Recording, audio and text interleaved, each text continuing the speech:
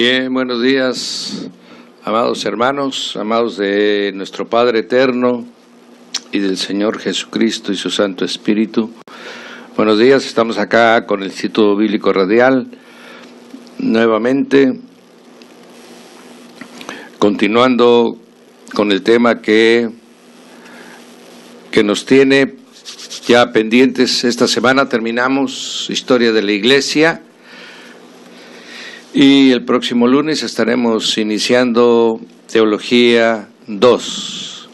Bien, mis amados, en el nombre del Señor Jesús, pues todo sea para bendición y sobre todo para afirmarnos en esa fe del Señor Jesús y vivamos todas las promesas que Él nos ha dado. Y vamos a ver precisamente cómo se mueve Él de manera tan extraordinaria en el asunto de la iglesia, bueno, en todas las cosas, porque todo está bajo su dominio y su control y su gobierno y autoridad, pero el tema que nos está atendiendo es el asunto de la iglesia, la historia de la iglesia. Bien, el viernes concluimos, ya cerrando el siglo V, ya la Iglesia Católica Apostólica tiene ya más de 100 años operando ya como Iglesia única y oficial del Estado.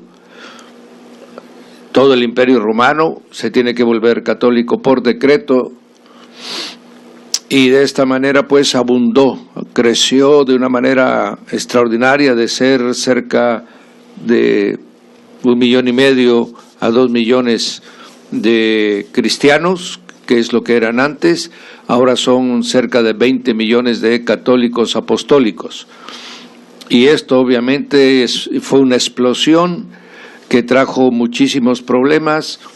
Uno de los más grandes fue la injerencia del emperador romano en los asuntos de la iglesia.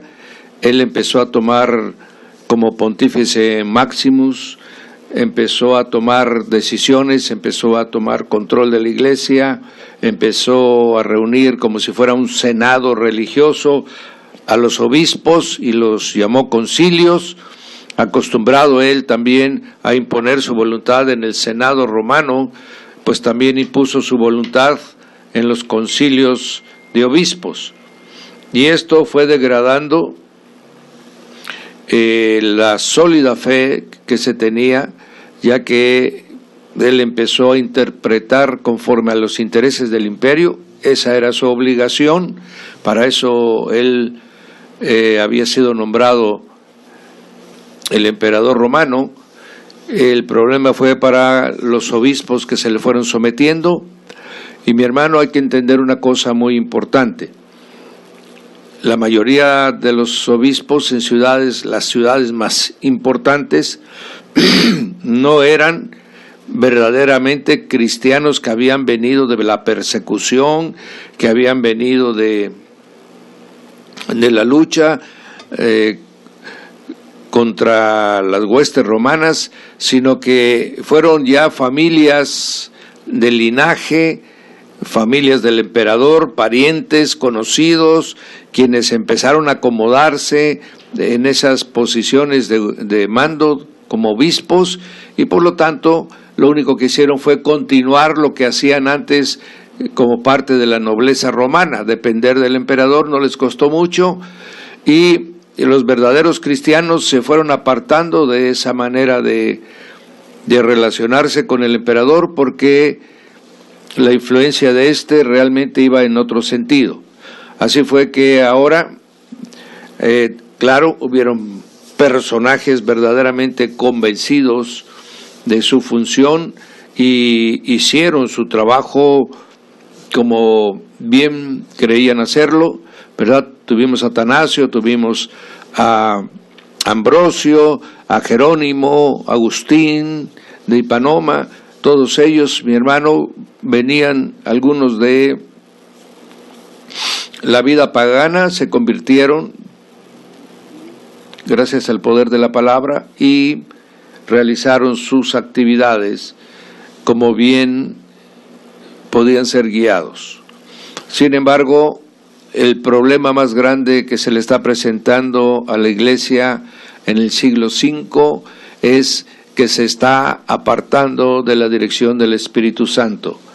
Ya la mayoría de los oficios, de los documentos que se encuentran, ¿verdad?, ya podríamos decir solamente por un protocolo incluyen al Espíritu Santo, pero ya no es esa dirección, ya no es le pareció bien al Espíritu Santo y a nosotros, sino que ya ellos tomaban decisiones, ellos hacían opiniones de hombre, y obviamente eso debilitó considerablemente a la Iglesia, especialmente a la Iglesia. El Imperio Romano está, por lo menos el Imperio Romano de Occidente, que estaba con sede en la ciudad de Roma, empieza ya prácticamente a fallecer. Son los últimos años de vida que ya tiene el Imperio Romano, debido principalmente a su forma de vida tan desordenada, a la falta de nuevas conquistas también que le den vida, que le den recursos económicos al imperio, y sobre todo, que es el tema que hoy vamos a tratar, a todos los bárbaros que rodeaban al Imperio Romano. Bárbaro era una palabra que venía, de la palabra griega bárbaroi, ¿verdad?, que con esa palabra los griegos nombraban a todos los que eran extranjeros, a todos los que no eran griegos les llamaban bárbaroi, ¿verdad? Y los romanos tomaron esa palabra y ellos, en latín, barbari, ¿verdad?, para ellos eran todos los que no eran ni romanos ni griegos, ¿verdad? Entonces el término se siguió usando para todos los que no tuvieran nacionalidad romana ni griega, eran bárbaros para los romanos. Bien, pues estos bárbaros son los que van a derrocar al emperador romano y también acabar con todo lo que era el Imperio Romano de Occidente, que prácticamente tenía su línea en lo que era Grecia, Rumanía, ¿verdad?, la parte de, bueno, lo que ahora es Checoslovaquia, también todo lo que es Italia, lo que es Francia, Alemania, España, Portugal, las Islas Británicas y todo el norte de África. Prácticamente eso era el Imperio Romano de Occidente, y este está siendo atacado por las tribus que vivían alrededor del Imperio Romano. ¿Por qué está sucediendo esto? Voy a hacer una comparación para que podamos entenderlo.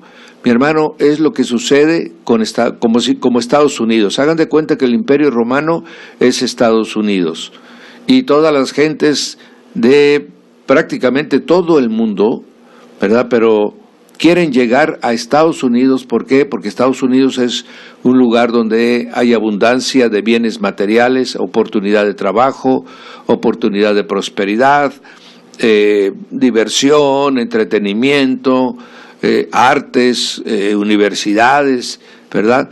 Entonces, mucha gente viaja para allá, y actualmente existen más de 30 millones de latinos de otros países. En total prácticamente hay de entre 50 y 70 millones de gentes que no son nacidas en Estados Unidos, ¿verdad? Y estas gentes pues están haciendo su vida propia de la cultura de la que pertenecen. Esto sucedió con el Imperio Romano, ¿verdad? Empezaron a llegar muchas tribus que empezaron a romper las fronteras que limitaban a los pueblos bárbaros con el Imperio Romano. Y esto especialmente porque querían todos gozar de la prosperidad que representaba el Imperio Romano. Cuando terminamos de ver el viernes Agustín de Hipanoma, él muere, ¿verdad? Y los vándalos que eran una fuerza muy grande de bárbaros, conquistaron la ciudad donde él era el obispo, en Cartago. Ellos tomaron, a los pocos años de haber muerto, ellos tomaron Cartago, ¿verdad? Continuarían posteriormente estos vándalos, se apoderarían de todo el norte de África y aún llegarían a Roma en el año 410. La capital del imperio, entraron a la capital del imperio, saquearon totalmente la capital del imperio, ¿verdad? Y esto fue con el famoso Alarico, era el que comandaba estas fuerzas, y fue el primero que llegó a Roma en 1000 años, mi hermano, y la saqueó y la quemó. Esto había sido, mi hermano, anteriormente ya se habían enfrentado los vándalos con los romanos en el año 378, ya desde entonces habían grandes confrontaciones con ellos, y en Adrianápolis habían destruido prácticamente a la infantería romana. Ya habían demostrado su fuerza y su poder, y eso les dio valor para seguir adelante, ¿verdad? También los pueblos germánicos, que generalmente estaban detenidos, su frontera del Imperio Romano con los germánicos era el río Rin y el río Danubio. Ellos no lo podían cruzar, había un convenio, ellos podían vivir del otro lado en paz, pero si cruzaban el Rin, inmediatamente los ejércitos romanos los atacaban, ¿verdad? Y los destruían. Pero ahora ya pasaron el Danubio y el Rin, ya están avanzando y ya no hay quien los detenga. Y las razones son muy sencillas. El Imperio Romano, ya la gente como estaba tan próspera, nadie quería, los jóvenes no querían ya ser parte del ejército, ¿no? Los jóvenes lo que querían era divertirse, entretenerse, obtener un oficio, una carrera, ¿verdad? Y disfrutar de lo que el imperio tenía, pero no ir a exponer su vida. Por lo tanto, fue necesario cada vez contratar a más mercenarios. ¿Qué es lo que estuvo haciendo el Imperio Romano en las fronteras? Pues entonces, si tenía enfrente de ellos unas ciudades que fuera, por ejemplo, de los germánicos, entonces contrataba a gente de los vándalos, contrataba a gente de los godos, ¿verdad?, que fueran tribus enemigas, y las contrataba como soldados. O sea, el ejército romano dejó de ser un ejército profesional de romanos para convertirse en un ejército mercenario, y eso obviamente le fue mermando su capacidad de defensa, y los generales mercenarios extranjeros fueron cada vez tomando mayor influencia en el Imperio Romano. Llegaron a ejercer tal influencia que muchas veces al final del imperio fueron los generales los que ponían a los emperadores prácticamente, ¿verdad? Conforme fueron cruzando estos tribus, estos grupos de personas que venían de otros lugares, fundaban sus propios reinos. El territorio, vamos a decir de esta manera, vamos a hacer una semejanza, que el imperio es toda la República Mexicana. Entonces, si conquistaban el territorio de Chihuahua, ahí ellos mismos hacían su reino, ponían su rey, y ya Chihuahua tenía su rey. Sonora tenía igual el mismo proceso, tenía su rey, Baja California, Sinaloa, ¿verdad? Y así se estaba fragmentando lo que había sido un solo territorio, ahora se estaba fragmentando en pequeños reinos, ¿verdad? De esta manera, la fe y la cultura del Imperio Romano tenían dificultades para conservarse y estaban confrontándose con la fe y la cultura de otros pueblos. La Iglesia empezó a entrar en ciertas situaciones de crisis con el Estado, porque ya no solamente iba a tratar ahora con el Imperio Romano como una sola pieza, como una sola unidad, sino tenía que empezar a tratar con diferentes reinos, ¿verdad? Esto ya hizo prácticamente que se complicara la relación. Eso es lo que está pasando al finalizar el siglo V, ¿verdad? Los grandes personajes que habían existido, no va a ser ya en adelante lo mismo, ¿verdad? Ya no van a haber esos gigantes, esos que habían defendido con tanta inteligencia y con tanto fervor, sino que ya la misma iglesia había sido contaminada y la misma iglesia estaba simplemente gobernada por administradores de la riqueza que tenían. Y lo único que les interesaba ahora era mantener sus tierras, mantener sus propiedades y todos los feligreses que estaban en su territorio episcopal, ¿verdad? Ha cambiado totalmente todo. Ahora los bárbaros van a entrar al Imperio Romano. El imperio va a sufrir todo el embate y vamos a ver cosas muy curiosas. Voy a ir rápido el día de hoy porque solo nos queda esta semana, ¿verdad? Hoy y mañana veremos lo de estos pueblos, ¿verdad? Bien, había una opinión generalizada en todo el Imperio Romano, que lo que les estaba sucediendo era por castigo de Dios. En eso coincidían todos los romanos. Lo que estábamos sufriendo es castigo de Dios. Lo que pasa es que había dos enfoques diferentes. Por ejemplo, aquellos que todavía en su corazón guardaban la inclinación a los dioses, decían que este desastre se debía a que el imperio se había convertido al cristianismo y que había abandonado a sus viejos dioses. Y que estos viejos dioses le habían retirado la protección que durante 1000 años le habían dado al imperio y que por lo tanto este era producto de su infidelidad a los dioses. Otro grupo, el grupo de los cristianos, decían que el castigo del Imperio Romano se debía a que no verdaderamente se habían convertido de corazón a la fe de Jesús, ¿verdad? Y que esta era la causa que Dios había permitido para que ellos realmente ante la necesidad se pudieran convertir verdaderamente al cristianismo.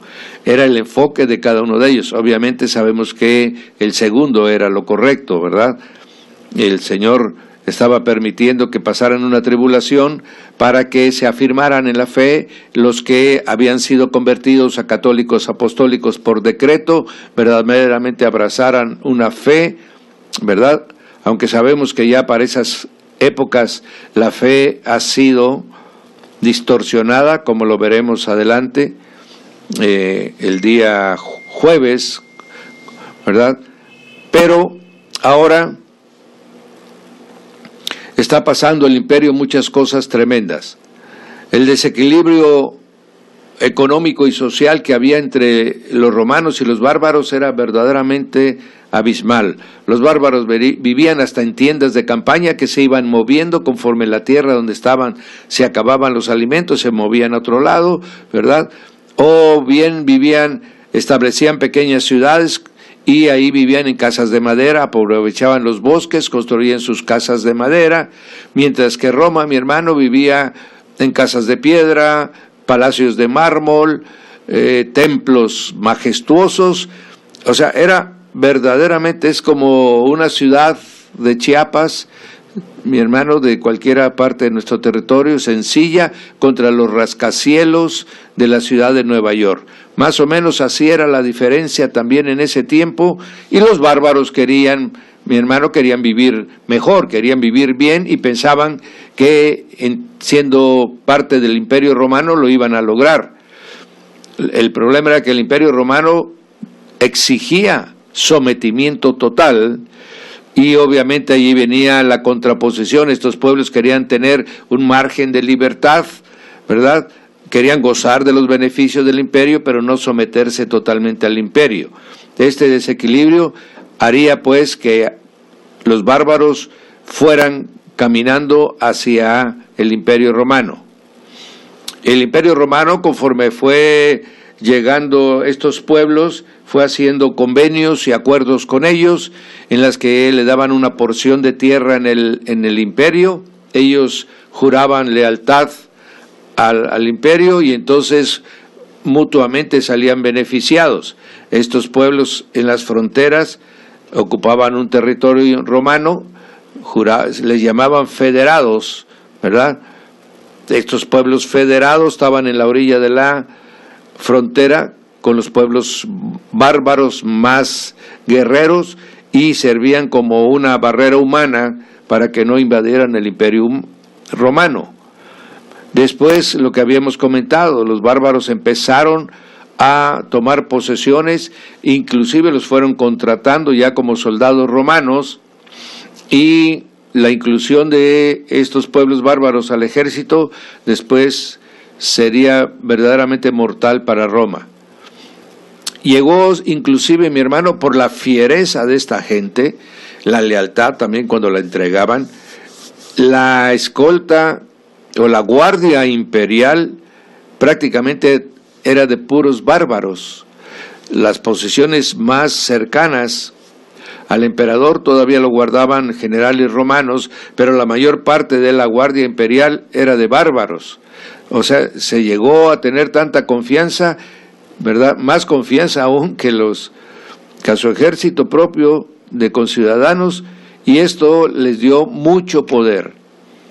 La presencia de un pueblo que hasta ahora sigue siendo leyenda, el pueblo de los hunos, que eran mongoles de toda la Mongolia, se unieron. Gengis Khan une a todos estos pueblos, los vuelve poderosos, y será Atila quien realmente los lleve a las expresiones más grandes de estos pueblos que vivían cabalgando con esa fiereza en las batallas.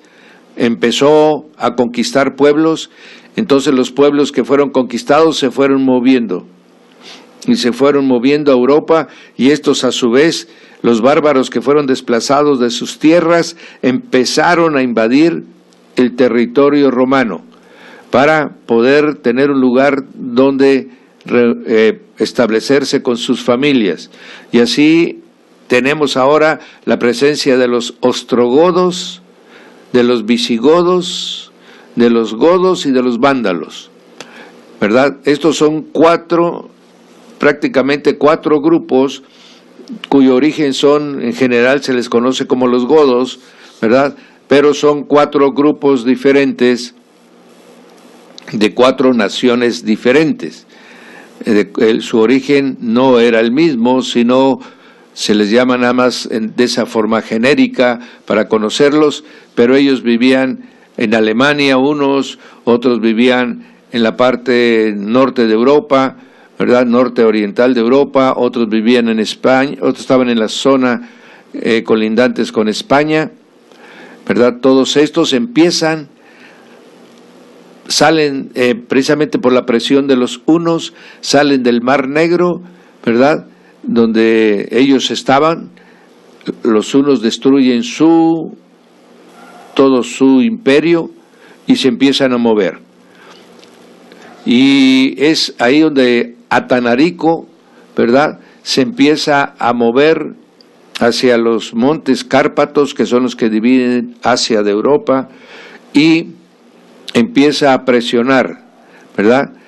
Los visigodos empiezan a caminar, los visigodos cruzan el Danubio, a lo que le estaba antes impedido, pero ahora ya no les queda otra, porque atrás de ellos, a sus espaldas, vienen estos hunos que eran verdaderamente fieros en las peleas, y hacen un convenio con el Imperio Romano, y el Imperio Romano reconoce a los visigodos como federados, le da territorio y les da oportunidad de que se asiente, ¿verdad? Conforme ellos se asentaron y prosperaron, estos mismos se rebelarán contra el imperio y empezarán a absorber más territorio del que se les había dado originalmente. Todo esto que estamos hablando es para que vaya pasando, se está desmenuzando, el imperio romano se está desmenuzando, ¿verdad? como decimos en el 410, ya están saqueando la ciudad de Roma. Después vendrán otros grupos por otros frentes, ¿verdad? Y irán estableciéndose en el Imperio Romano. Los borgoñones también son federados del imperio, los recibe el imperio, ¿verdad? Los francos, otro grupo de bárbaros, también habían sido federados con el imperio, de tal manera que ahora vamos a ir viendo por parte cómo van conquistando estos el Imperio Romano de Occidente. Por ejemplo, en los reinos germánicos, ellos ya se establecen en esos territorios. Si bien es cierto que al principio empiezan a crecer como parte del Imperio Romano federados, después se independizan y empiezan ellos a formar sus propios pueblos y sus propios reinos, ¿verdad? ¿Cómo sabemos que esto sucedió? Bueno, porque sabemos que España, Portugal, Francia, Italia, Rumanía, ¿verdad? Y obviamente toda Latinoamérica, excepto Estados Unidos y Canadá, hablamos lengua romance. Todos nuestros idiomas son romances, ¿qué quiere decir? Son derivados del latín, en la que estos pueblos, con sus dialectos que tenían y el latín, formaron las lenguas romances. Y esto indica, pues, que todos los pueblos estos crecieron bajo la sombra del Imperio Romano. Bien, pero sucede una cosa muy curiosa. Cuando se oye de bárbaros, siempre pensamos que son gentes que no tienen valores, que no tienen escrúpulos, que son unos salvajes. No. Le llamaban bárbaros porque eso en el idioma romano y griego significaba extranjero o de otra nacionalidad que no fuera romana o griega. Tenían su cultura y sobre todo, mi hermano, muchos de estos pueblos eran cristianos.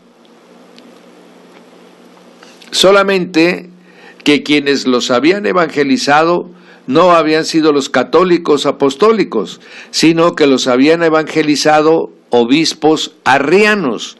Si tú te acuerdas, en el concilio de Nicea, en el año 325, se dio supuestamente en forma oficial resuelto el problema del credo del trinitario, el credo de la Trinidad, en el que en Nicea se acordó una fórmula que todo el que fuera católico apostólico tenía que repetirla.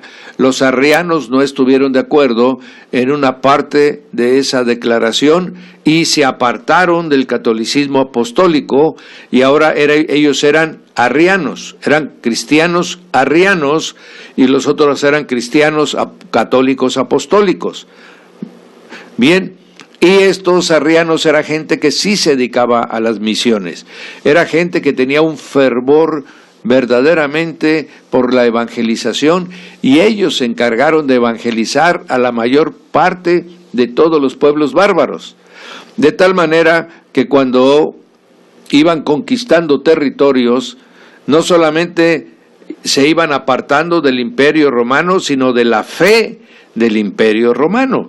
La fe del Imperio Romano era el catolicismo apostólico y ahora la fe que traían los bárbaros era la fe del cristianismo arriano.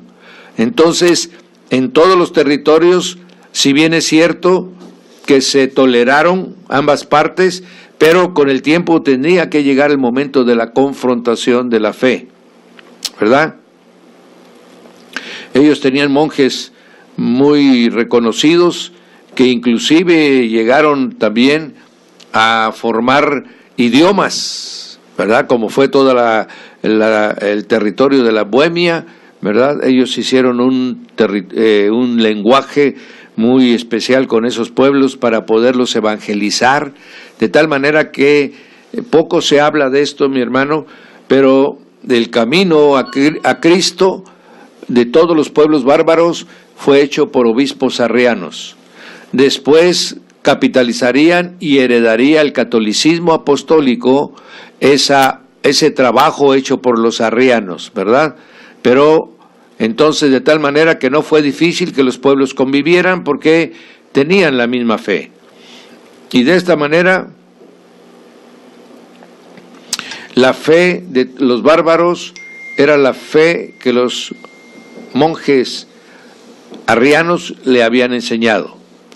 Entonces, tanto los ostrogodos, los visigodos, los vándalos, los godos, los borgoñones, ¿verdad? Todos esos eran pueblos cristianos. De tal manera que el Imperio Romano se fue poblando de bárbaros cristianos. Esto sirvió para que se avivara la fe de aquellos que solamente habían recibido por decreto la condición de católicos apostólicos, verdaderamente empezaron a practicar una fe. Todavía no estaba tan de moda, mi hermano, los santos, las vírgenes y los patronos, por lo tanto, a quien enfocaban sus oraciones y su mirada era hacia Cristo el Redentor, ¿verdad? Entonces ya vemos que han tomado Cartago, empezaron a invadir todo lo que era España, prácticamente España queda bajo su control casi en la totalidad, acaso en las partes más montañosas, ¿verdad? No existía el control de estos pueblos bárbaros. Obviamente, como los bárbaros eran arrianos, cuando se apoderaron de territorios y formaron su reino, decretaron leyes que prohibieran convertirse al catolicismo. Y después les revertirían estas leyes cuando fueran vencidos, y entonces obligarían a todos los arrianos a volverse católicos. Pero esto es una lucha que se extendió por mucho tiempo, prácticamente hasta el año 700, que es cuando queda establecido los imperios de los francos, que son los que toman el mayor control de toda Europa, y los francos que se convirtieron al catolicismo obligaron a todos los otros pueblos a dejar de ser arrianos para convertirse en católicos, ¿verdad? Habrá un intento por el Imperio Romano en el año 530, a través de Justiniano, un católico verdaderamente convertido al catolicismo, emperador, que trató de volver a unificar el Imperio Romano y volvió a establecer y pretendió volver a establecer solamente el catolicismo como fe, ¿verdad?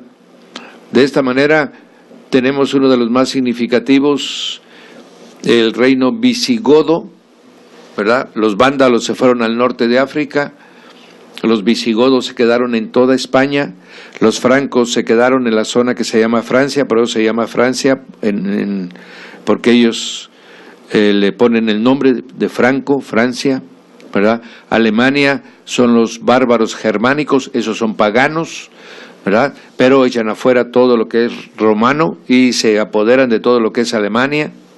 En Italia entrará otro grupo, ¿verdad?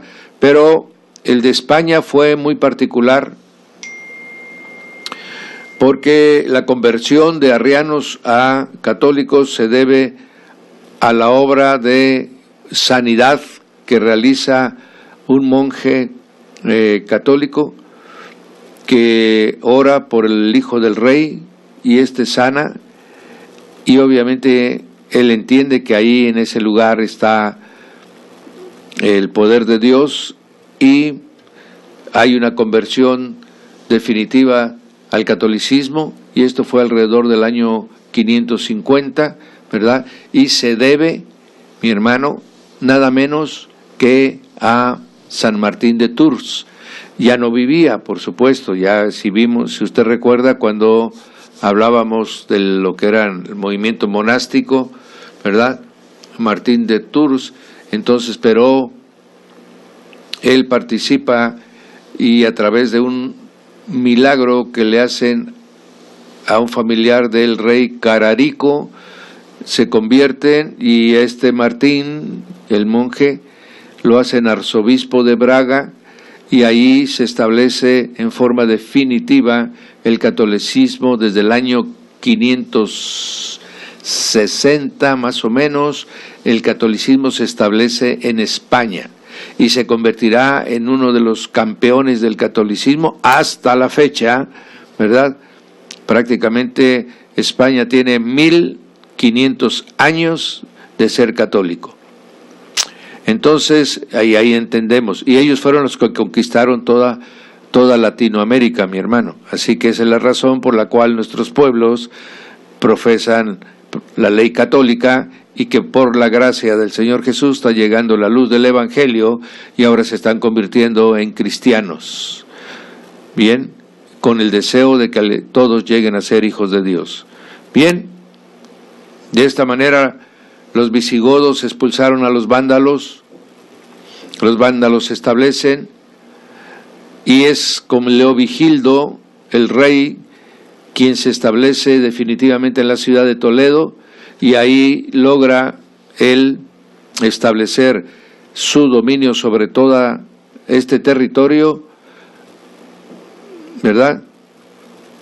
Si bien hubo un intento de volver al arrianismo, no al paganismo, sino al cristianismo arriano, ¿verdad? Pero debido a matrimonios familiares, se regresaron de nuevo a la fe católica, ¿verdad?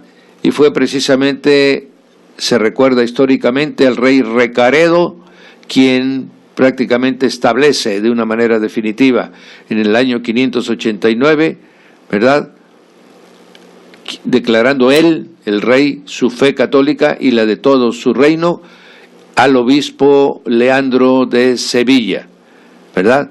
De esta manera invitó a todos los obispos arrianos a que se convirtieran al catolicismo, y aceptaron, y a partir de ese momento el arrianismo desaparece de España y se establece en todo el territorio español el catolicismo apostólico, ¿verdad? Bien, ahora tenemos ya la presencia de los obispos otra vez volviendo a tener señorío, significancia e influencia. Esto estamos hablando porque no fue necesario grandes derramamientos de sangre, mi hermano, porque se pasaron del cristianismo arriano al catolicismo apostólico. No se pasaron del paganismo al catolicismo, no, ya habían sido evangelizados, ¿verdad? Bien, ahora vamos a ver, esto fue en España, vamos a ver cómo fue en la Galia, ¿verdad? La Galia comprende Inglaterra, lo que es ahora Inglaterra, Bélgica, Holanda, los Países Bajos, que están en el norte de Europa. Eso era la Galia. Ahí había un grupo que se llamaba los borgoñones, ¿verdad? Y estos también eran arrianos.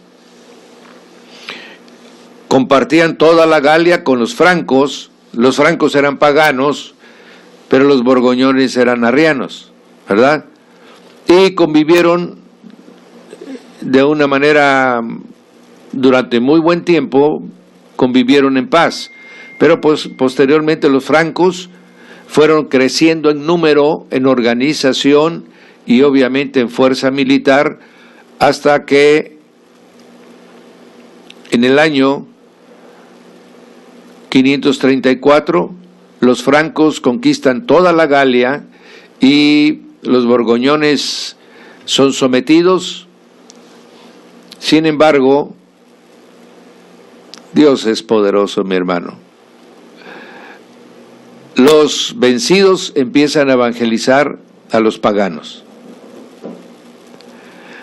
Los francos tienen una característica muy particular.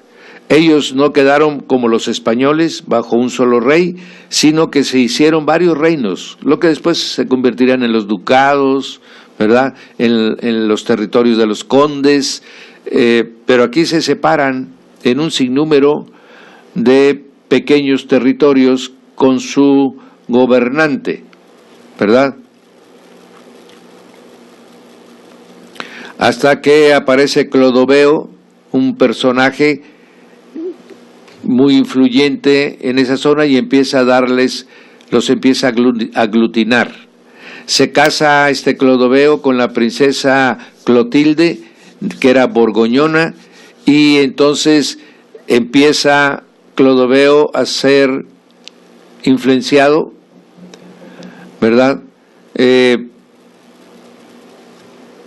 y acepta, pero el rey acepta el cristianismo arriano, y la reina era católica apostólica, y ambos grupos tenían diferencias no solo en el concepto de la Trinidad, sino en las fechas de celebración, ¿verdad? Mientras los arrianos tenían las fechas del pueblo de Alejandría, tanto para el nacimiento del Señor, su muerte y pasión, ¿verdad? Entonces era un desorden allá en los palacios imperiales, hasta que entonces el rey concede y se convierte al catolicismo apostólico, toma la fe de su esposa, y entonces toda la Galia queda bajo el catolicismo apostólico. Y es precisamente los francos los que van creciendo de una manera sorprendente. Los hijos de Clodoveo,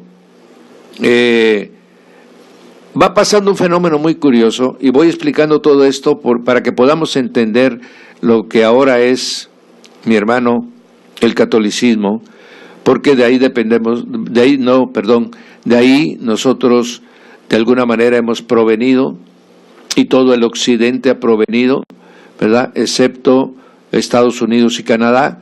Toda Latinoamérica ha provenido de esta descendencia. Los hijos de Clodoveo eran ignorantes, no sabían leer, no sabían escribir, y no les interesaba. Ellos nada más querían gozar de los beneficios del reino. Entonces resultó que había cierto grupo de gentes que eran los que llevaban realmente toda la administración. Conocían del arte de la política, del arte del gobierno, del arte de la administración, y ellos gobernaban en lugar de los reyes. Y estos personajes era gente que fue adquiriendo poco a poco, con una habilidad y un conocimiento, fueron adquiriendo territorios. Y así fue que se crea una nueva dinastía, la dinastía de los carolingios. Se llaman carolingios porque casi todos se llaman Carlos, ¿verdad? De ahí viene su nombre, de Carolus, que es en latín, carolingios, el linaje carolingios. Lo inicia Pipino el Viejo, quien fue acumulando extensiones de tierra, de tal manera que tenía más tierras que el rey. Después su nieto, también Pipino de Eristal, ¿verdad?, sigue acumulando más tierra y sigue administrando todos los bienes del rey. Ellos les llevaban, y el rey vivía solamente disfrutando de sus bienes. Sin embargo, estos, con una intención muy clara, llega el momento en que Pipino el Breve, el tercero ya en generación, decide que no tiene caso guardar el rey, porque el rey pues es un rey que no gobierna, un rey que no reina, un rey que es ignorante, y que solamente pues vive de los impuestos, ¿verdad? Hasta que llegó al trono un rey que se llamaba Childerico III, que por apodo le ponían el estúpido, ¿verdad? Y entonces Pipino el Breve se puso ya en comunicación, estamos en el año 732, ¿verdad?, donde ya existía papa. Ya el catolicismo apostólico de toda esta zona va obedeciendo la guía de un solo obispo, ¿verdad? Y este es el obispo que estaba en Roma. Entonces, Pipino el Breve se unió con el Papa Zacarías para que reconociera a este, ¿verdad?, como rey de los francos. Para entonces, mi hermano, hay que entender una cosa. ¿Por qué los obispos aceptan el dominio de Roma? Muy sencillo, porque los que se le oponían eran los de Alejandría. Alejandría nunca se sometió al obispo de Roma, pero para estas fechas que estamos hablando, mi hermano, ya Alejandría es musulmán, ya no es católico. Por lo tanto, ya no había en todas estas tierras que estamos hablando quien se le opusiera al obispo de Roma para no declararse el obispo de los obispos prácticamente de Europa. Él era obispo de los obispos de Europa porque el norte de África se convirtió en musulmán y la parte oriental, el patriarca de Constantinopla, nunca aceptó y hasta ahora no ha aceptado, hasta estas fechas que estamos hablando, no acepta al obispo de Roma como cabeza de todo el catolicismo. Entonces él se volvió papa de Europa, ¿verdad? Bien, para que vayamos entendiendo y no como nos cuentan por ahí, ¿verdad? De esta manera, pues,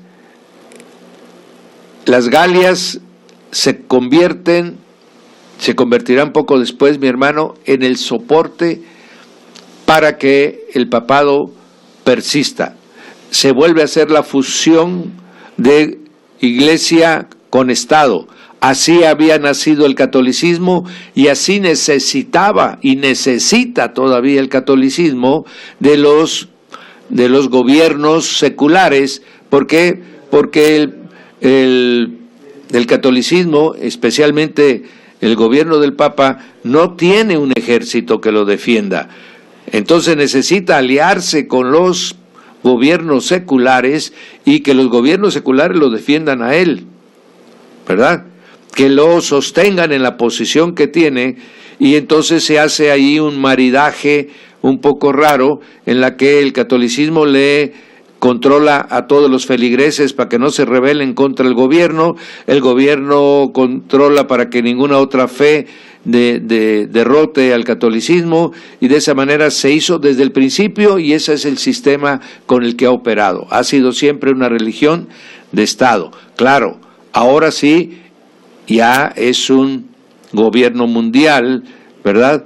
Ahora sí realmente tiene territorios que antes jamás tuvo, ¿verdad? Pero en ese tiempo así nació, y estamos viendo, mi hermano, que realmente los que llevaron al cristianismo a todos los bárbaros fueron los arrianos, no fueron los católicos apostólicos, aunque ellos heredaron la fe de ellos al convertirse.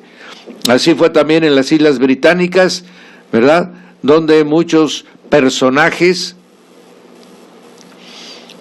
se fueron, ¿verdad? Aquí sí, justo o correcto es reconocer que el único lugar donde enviaron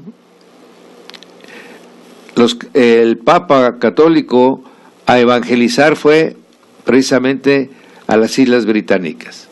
Aquí sí, mis amados, hay que conocer esta parte de la historia, ¿verdad? En donde ellos prácticamente hicieron el trabajo en lo que es Irlanda, en lo que es Escocia, en lo que es el resto de Inglaterra, ¿verdad? Y por eso adquiere después, tendría un tinte muy particular esta conversión, porque conservaron mucho de la forma de pensamiento de los que vivían ahí autóctonos, que eran todos paganos,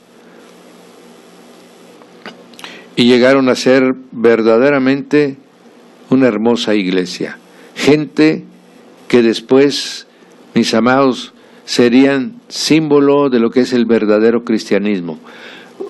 El monaquismo lo desarrollaron de una manera tan extraordinaria.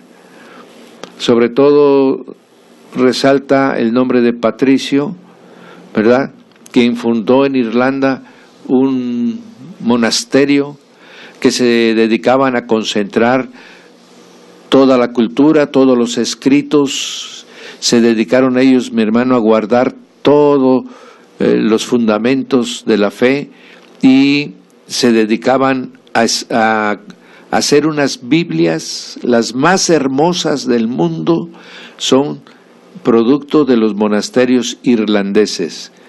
En cuanto a su colorido, la gracia con que lo hicieron, prácticamente el amor con que lo hicieron, ¿verdad?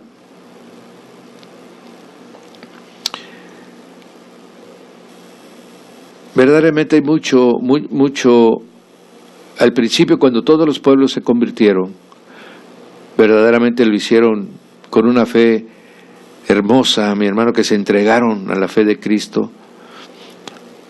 Ya después del año 700, cuando hablemos del papado, el día viernes,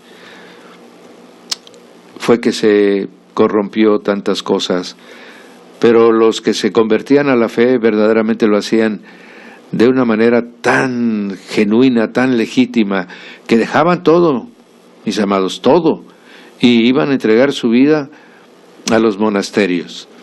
De esta manera, inclusive en las Islas Británicas, varios reyes se retiraron y se fueron a vivir a monasterios el resto de su vida.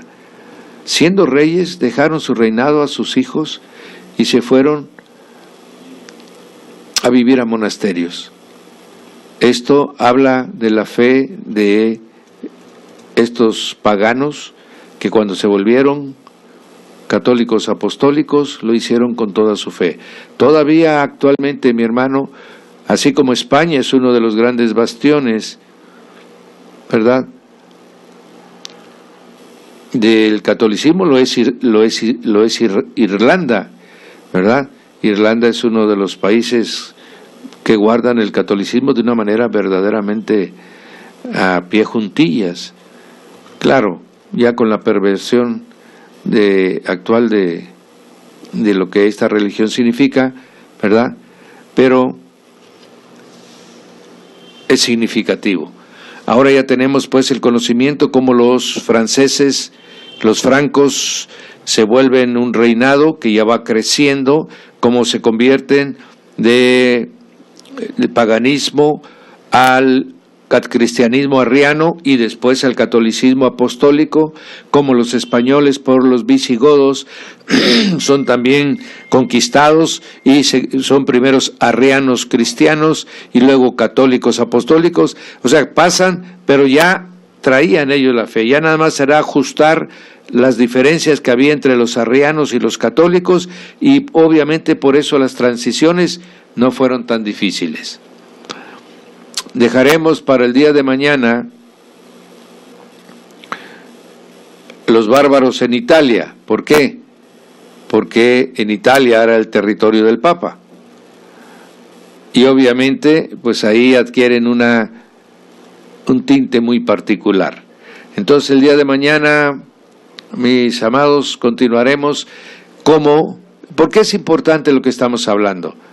Para que no tengamos esa forma de pensamiento que creamos que el Imperio Romano fue deshecho, destruido y que quedó con... No, mi hermano, lo destruyeron cristianos arrianos que después se convertirían a la fe del resto del imperio. ¿Por qué? Porque ellos tenían la intención de vivir como vivían los romanos. Ellos querían aprovechar, conocer todas las bendiciones que tenían este imperio, ¿verdad? Y no tenían otra intención más que vivir mejor, como los que se van ahora de indocumentados a Estados Unidos, lo que quieren es vivir mejor, no quieren ir a conquistar Estados Unidos, en el sentido militar, ¿verdad?, Si lo pueden conquistar económicamente, pues lo van a hacer y lo están haciendo.